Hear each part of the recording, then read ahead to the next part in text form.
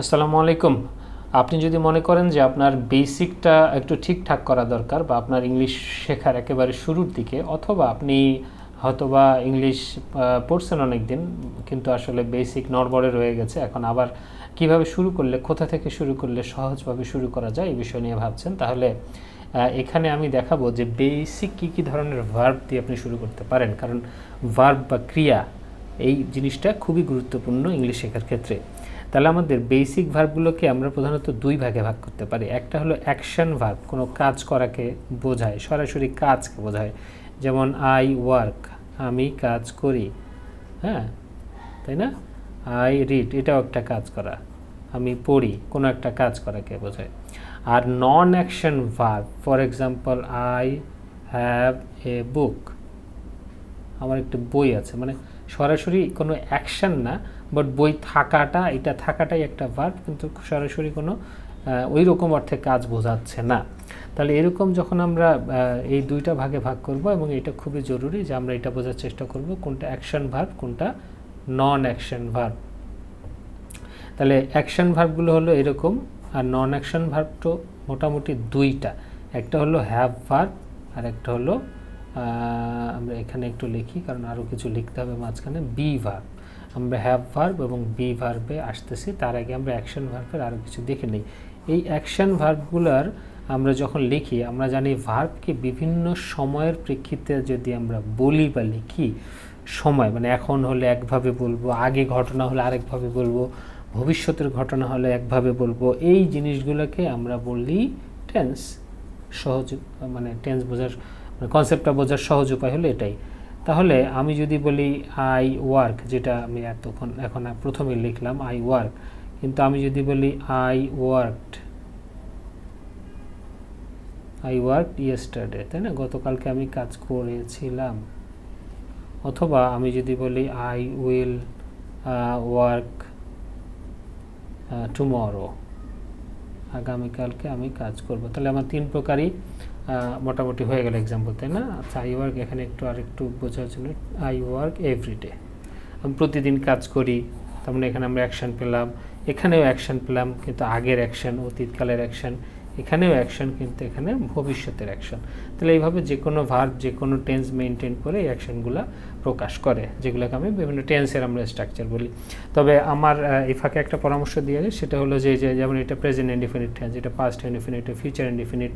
যে কেউ যদি একেবারে বেসিক থেকে ঝালাই শুরু করতে চায়, যে বেসিকটা আমি একটু ডেভেলপ করবো আরও ভালো করে, তাহলে সর্বপ্রথম কাজ হলো যে এই তিনটা টেন্সের শুধু ইনডিফিনিটগুলোকে ভালো করে আগে পড়া। যাই হোক, আমরা পরে হ্যাভ ভার্বে এবার চলে যাই। হ্যাভ মানে কোনো কিছু থাকা, আমার কিছু একটা আছে, যেমন আই হ্যাভ এ বুক, আমার একটা বই আছে, তাই না? আচ্ছা, আই হ্যাভ এ বুক, এটাও আবার আমরা পাস্ট টেন্সেও করতে পারি, আই হ্যাড এ বুক। এইভাবে এটা বিভিন্ন টেন্স মেনটেন করেও করতে পারি আমরা, আমার একটা বই ছিল, তার মানে এখানে বই থাকা বা বই আগে ছিল, এটা হতেই পারে যে বিভিন্ন মানে এটা অতীত, ভবিষ্যৎ, বর্তমান সবভাবেই হতে পারে। আবার বিকে ভাঙলে আমরা এম ইজ আর পাই, যদি আমরা প্রেজেন্ট টেন্সে লিখি। যদি পাস্ট টেন্সে লিখি, এটাকে আমরা ওয়াজ ওয়ার ভাবে লিখতে পারি। এটা কিন্তু বিরই বিভিন্ন ধরনের ফর্ম, তাই না? পাস্টে লিখতে পারি। আর ভবিষ্যতে লিখলে আমরা উইল বি লিখতে পারি, উইলের সাথে বি দিলে ভবিষ্যতে কিছু প্রকাশ হবে। বি হলো হওয়া অর্থে, তাই না? বি হলো কোনো কিছু হবে, এটা যেমন কোনো কিছু থাকা অর্থে। বর্তমানে আছে হলে আমার আছে, আর আগের থাকার অর্থে হলে আমার ছিল। বাংলাটা আছে ছিল এভাবে টেন্স মানে বাক্যের অংশটা চেঞ্জ হয়ে যাচ্ছে, বাট থাকারই একটা রূপ। বর্তমানে থাকাকে আছে বলি, আর আগে ছিল বলে আমরা ছিল বলি। এটা হওয়া, তার মানে বর্তমানে যদি হই তাহলে আমি হই, তাহলে আই অ্যাম এ টিচার, আমি একজন শিক্ষক।